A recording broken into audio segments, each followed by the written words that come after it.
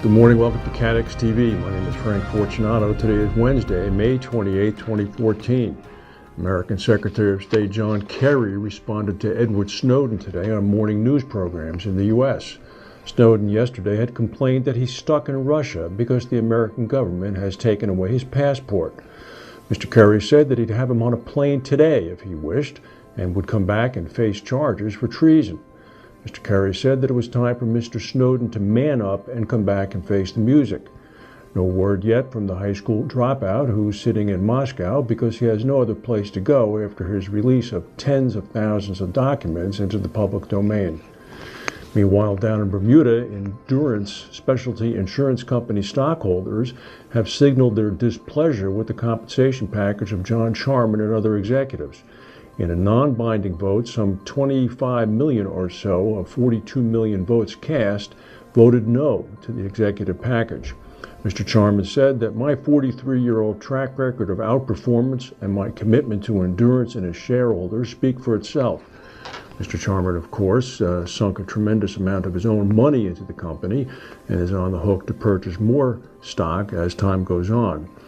He has a base salary of just $100 a year, however, and he's not eligible to receive any long-term incentive compensation until 2018. However, he did receive $35 million of stock awards in 2013 and options worth $10 million, taking his total compensation to $46 million. Despite these votes on the remuneration, he was overwhelmingly reelected as a director of the company, receiving 39.5 million votes with just 706,000 against.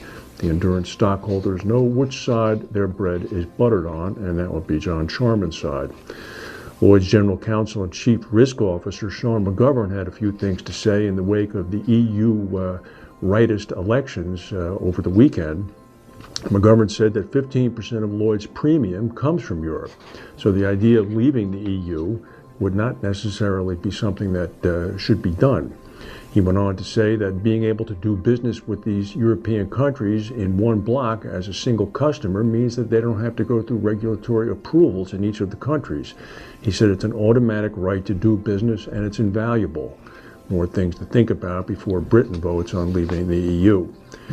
Regarding the Malaysia Airlines Flight 370, a loss reserve now for the liability portion has been set at about $380 million. So now this means with the $100 million claim for the hull, the total comes to about $480 million.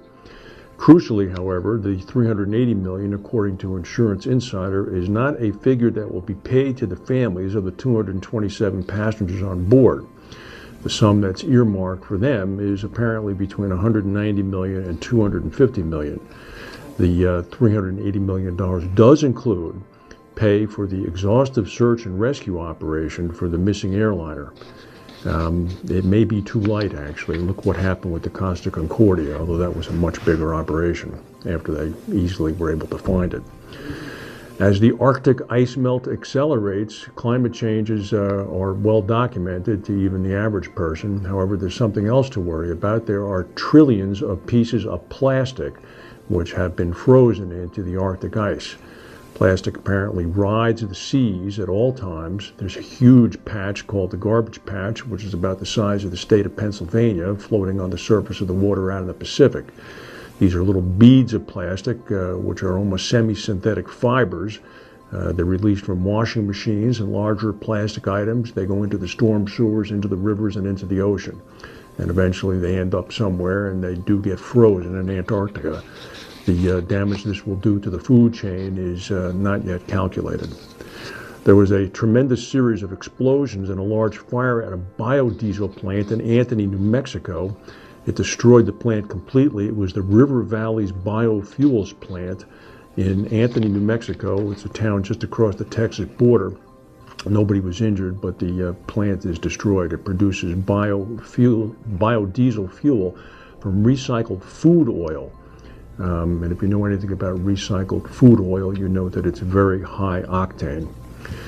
In a clash in Brasilia, the capital of Brazil yesterday, televised live on Brazilian television, police armed with truncheons and tear gas fought about 300 indigenous people who were armed with bows and arrows. You should go online and look at the pictures. It's quite unbelievable.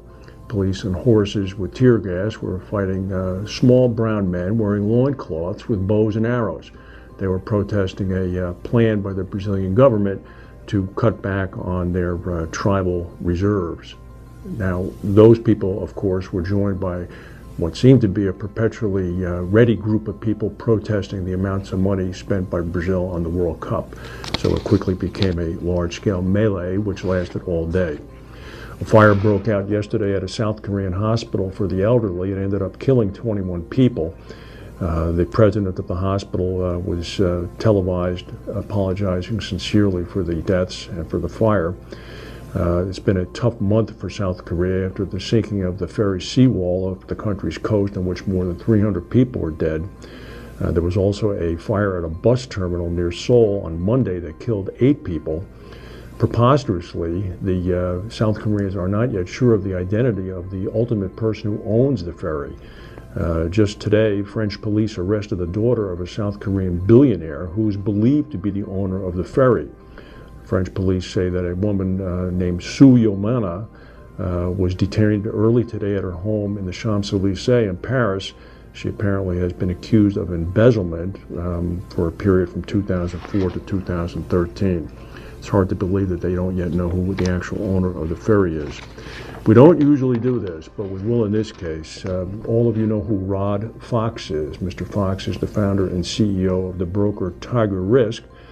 Mr. Fox is also a 51-year-old man who is in very good physical condition. How do I know this? It's very easy.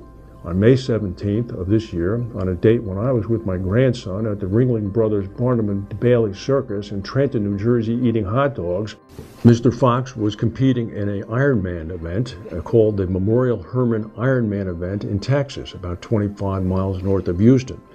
This required Mr. Fox to swim 2.6 miles, bike 112 miles, and then run 26.2 miles.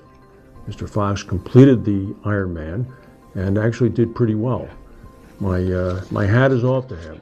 That's quite a physical feat and typical of what Rod Fox does, always pushing the comfort zone, not only for himself, but for his company and for the industry. That's the news for today. If we have any breaking news, we'll come back and tell you. Thank you for watching, and we'll see you tomorrow.